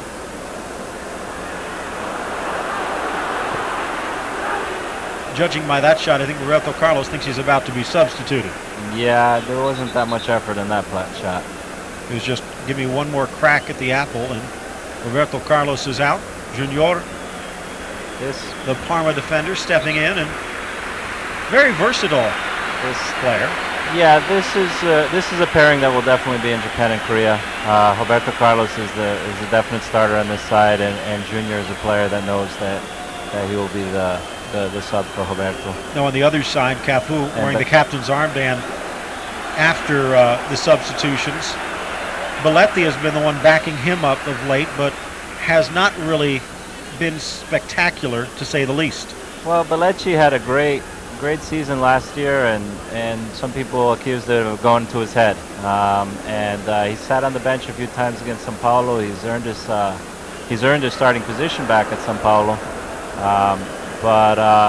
Without question, I think that side of the field also is pretty much a done deal. Well, the last game against Iceland, Junior actually came in on the second half and switched over to the right side. Right. You wonder if Belleci has dropped down Scolari's dream list a little bit. Down the line, Janilson dropping it back. Junior, one of his first touches. Actually, Janilson here, Djalminha playing a little higher in the attack. Ronaldinho looks like he might get the full 90 minutes at this rate. Now, my guess is if Juninho Paulista comes in, he comes in for Ronaldinho at this point. Roque playing a little fancy there for a central defender without any help, but gets away with it. Junior, Djalminha, double teamed and drops it back. And it will be Juninho Paulista getting set to check in. Ronaldinho lifting it over the spot. Spotted two yellow jerseys and put it right between them. The problem was that's where a Yugoslav defender was. Janilson. Luisao, can he get a second? With Juninho Paulista on the field, we'll have three juniors on the field for Brazil. We'll have Roque Junior, Juninho Paulista, and Juninho. Juninho. Roque Junior and Junior. And Junior, yeah. Junior, of course, is a great soccer name, most famous for Junior, who played for Flamengo and was one of the great players in the 82 and 86 Brazil World Cup sides. Need to be more theirs in the world. Ball to the middle. Poor pass. Dimitrovic hustling back on defense, as is Lazetic, the substitute. Ball to the outside. Cleverson. One of his rare touches, but a brilliant dribble by Janilson, but no foul called. Looked like the defense might have gotten the ball first. Take a close look, and they did. You probably needed a microscope to see it, but the referee giving Yugoslavia perhaps the benefit of the doubt. 1-0 Brazil. Goal in the 72nd minute. Luisao snapping home the header, ending the perfect night for Jevric. Cleverson played more of an attacking role against Iceland. Nice touch. Cafu. Ronaldinho down the flank. And a shot from Janilson. At this point, the Yugoslavs really making no attempt to play the ball. They're just clogging up the passing lanes and forcing Brazil to try to either dribble around them or pass through them, but very difficult for them to get through right now.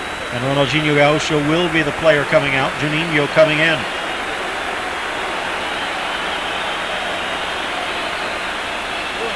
Well, Ronaldinho looks pretty happy with his performance. I think he didn't hurt his chances to go to Japan. I don't know if he really made himself an indispensable member of this team yet. But with Brazil having 3 or 4 other matches, I'm pretty confident that the performance he had, he should at least have another shot at looking at the team. Remember that Rivaldo will be on this field, and most likely Rivaldo will be in that position in Japan and Korea. Sasha Ilic checking out, replaced by his Partizan teammate Danko Lazovic, the forward, getting his first cap for Yugoslavia in Yugoslavia's last game. So 2 first-timers stepping onto the field. Boskovic coming on about 5 minutes ago out of Red Star. 6 substitutes allowed in this game. Either that or they bribed the 4th official.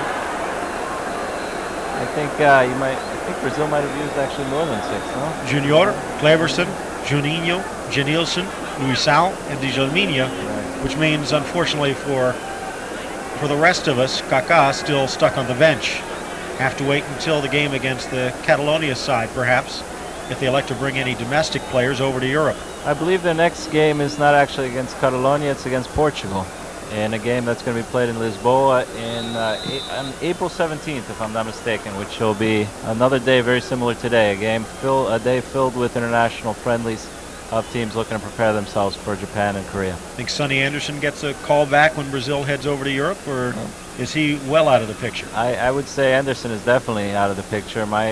If there's any doubt at this point, maybe Jardel gets us. He plays in Portugal, but like I said, I'm not going to make any attempts to get into Felipe's head right now. 1-0 the score. 72nd minute goal from Luisao. Playing an aggressive defensive role up front, forcing that ball out on the far side.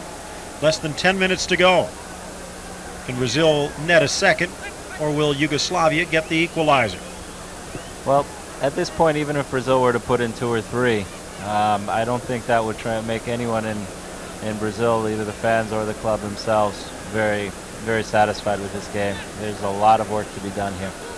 Luisao, give him credit, but he's not the guy that's going to carry Brazil to a World Cup championship.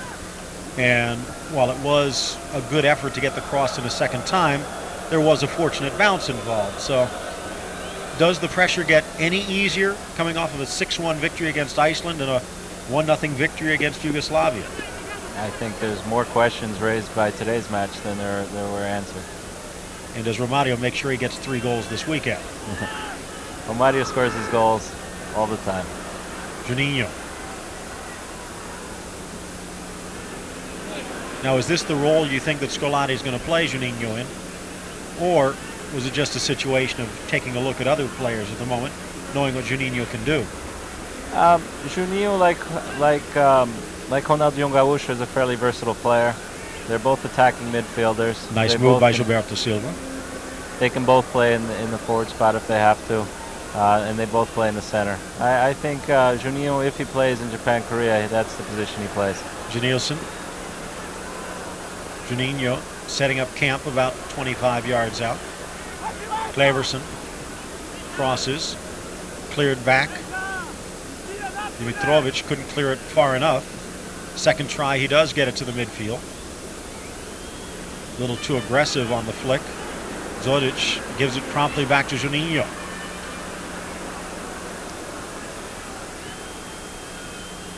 One thing that Luisao does that França and Washington did not do is if he does lose the ball, he fights to get it back.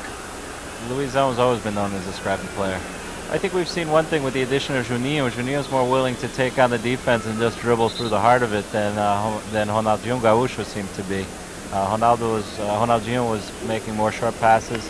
Juninho was just trying to take it at the heart of the defense and see what happens. Milosevic coming out. Some might question whether he was ever in this game. Vojvodina forward, Radovan Krivokapic coming into the game. Another youngster coming in for Savicevic, who's, again, just getting some early plans on paper for Euro 2004. This is his first cap. I believe he plays for Partizan Belgrade. Dimitrovic to the middle.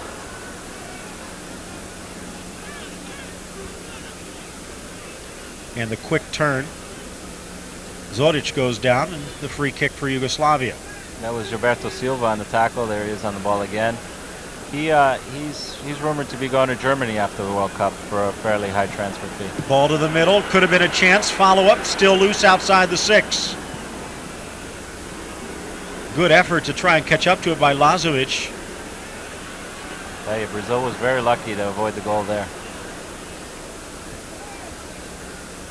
Looked like it was Krivokapic coming in from that left side that caused the opening. 5 minutes left, plus a little bit of time to be added on. A goal and 12 subs might actually add a few minutes for Yugoslavia. Technically, for each sub, the referee is supposed to add 30 seconds of the game, so we'll be looking at 6 minutes extra time just for subs. I don't think he's going to give that many minutes. Well, 2 of the subs did start the game in the second half, so maybe we'll be down to 5 minutes. Scolari. Gentleman on his right also drawing a little bit of pressure, but it seems mainly to be focused in on the man who wears the technical director's cap, the coach's cap, A lot of this is being placed on Filipão. Also in Brazil, Brazil is having a controversy with the president of the federation, Ricardo Teixeira, who has been deposed by the Brazilian Congress. He's been accused of corruption, and at this point, he's been very quiet. He knows that he has to keep his mouth shut, and he's letting Felipão run with the show. We saw a shot there of the Cearenses, the people from Fortaleza, leaving the stadium. They're not too happy with this result. 1-0 the score. It would go down in the books as a win. Making sure to leave a few parting shots from the stands, and those parting shots a little bit more accurate than what Brazil has done on the field tonight. Leverson. I think in one way, Brazil's actually going to be happy to be playing in Portugal. The Portuguese fans might be more, it might make them feel a little more welcome at this point. Perhaps a little less pressure to perform as well. I think Portugal, having lost 4-1, and Brazil not showing anything of true brilliance here, to be kind, I think both of those clubs are going to be feeling a lot of pressure to perform that game. Portugal is a dark horse to be able to get to the final this year, especially with Luis Figo, one of the greatest players in the world at the moment. Junior switching fields. Cafu, Juninho, Gilberto Silva, giving chase Krivokapic. Any of the questions in the defense answered today? Marcos not really tested, and really neither were Roque Jr. or Anderson Polga. Yeah, like I said, the Marcos is basically given. Rogério adds something to the game because he's a little more athletic, and he has a tremendous free kick if they were ever to let him loose on the national side. In São Paulo, he scored a number of goals. Scored one last week, if I recall. I believe so. I believe he scored over 30 or 40 goals in his career, which for a goalkeeper is tremendous. So, and the whole idea of the 3-5-2 is basically a concession to the fact that the Brazilian central defenders aren't that strong. So they're going to add a central defender there. Lucio dribbling himself into trouble, but pushes it up the line. The fact is, Edmilson, Lucio, Roque Jr., Juan from Flamengo, who didn't see any time today, they're for the better or for worse, they have their passports to Japan already stamped. I think if they could convince Aldair to shave 4 years off of his passport, they might be tempted to call him back, though. No one has really stepped up to that level from the new crop of defenders, and Anderson Polga appeared to be the shining light, but he was one of the first ones subbed today. Through ball, Janilson Junior on the overlap, ran into a buzzsaw and cannot get the ball away from Julic. Yeah, Juan from Flamengo would be another shot there. He's a young shot. He's young, but again, unfortunately, it's the best of the worst.